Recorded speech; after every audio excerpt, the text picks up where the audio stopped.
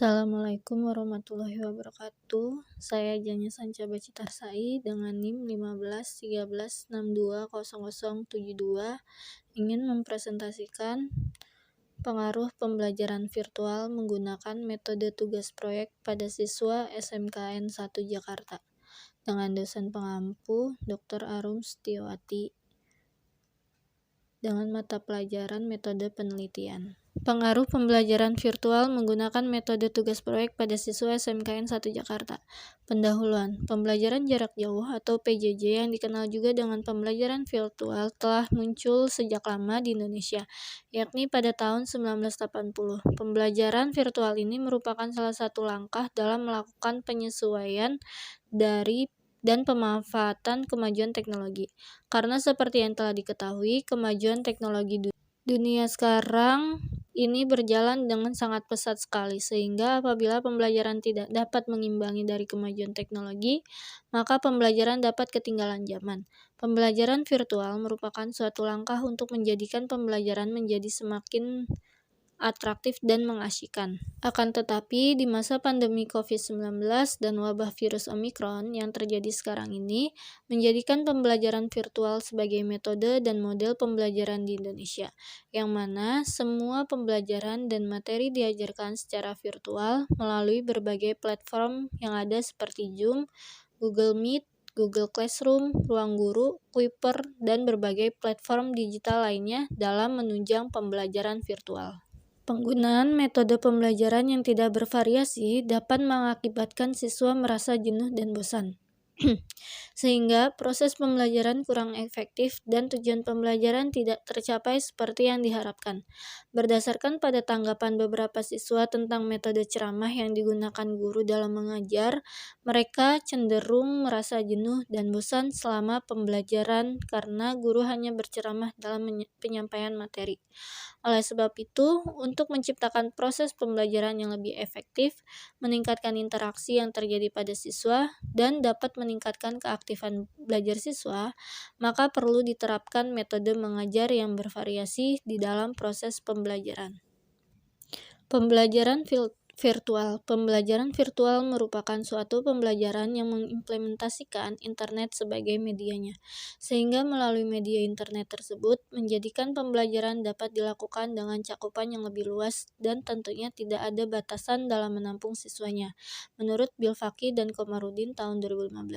Sedangkan untuk media virtual sendiri secara garis besar yaitu segala jenis atau format media yang mampu untuk diakses lewat internet yang berisi teks, foto, video, ataupun suara.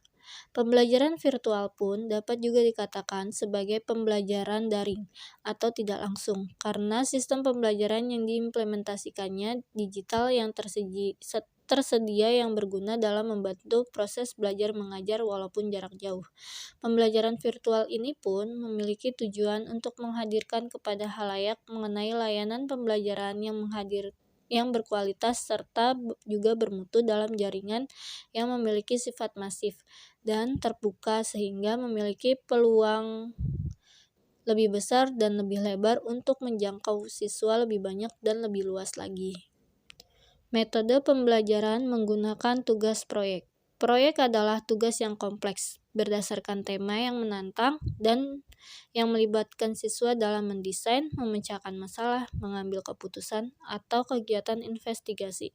Memberikan kesempatan kepada siswa untuk bekerja dalam periode waktu yang telah dijadwalkan dalam menghasilkan produk.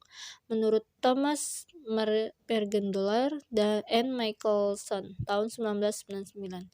Proyek terurai menjadi beberapa jenis. Menurut Stoller tahun 2006 mengemukakannya tiga jenis proyek berdasarkan sifat dan urutan kegiatannya, yaitu pertama, proyek terstruktur, ditentukan dan diatur oleh guru dalam hal topik, bahan, metodologi, dan presentasi. 2. Proyek tidak terstruktur didefinisikan terutama oleh siswa sendiri.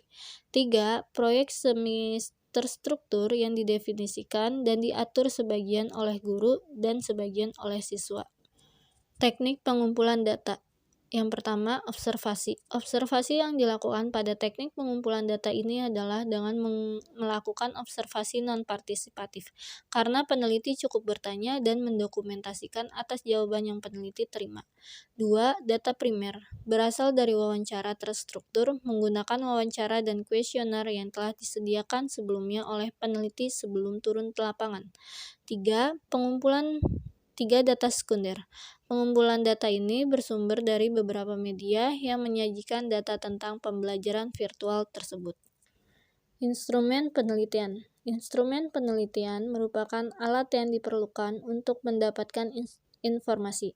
Pada penelitian ini, peneliti sendiri merupakan instrumen dari penelitian ini. Menurut Sugiono tahun 2008, mengemukakan bahwa dalam penelitian kuantitatif, instrumennya adalah peneliti itu sendiri. Maka, peneliti harus melakukan validasi secara mandiri mengenai kemampuan mereka dalam melakukan penelitian.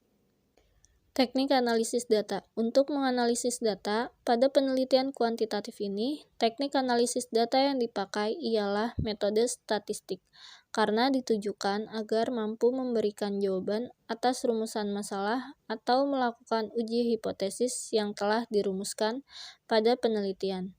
Distribusi yang sudah terwujud selanjutnya diinterpretasikan supaya mengerucutkan pembahasan atau analisa dari penelitian ini.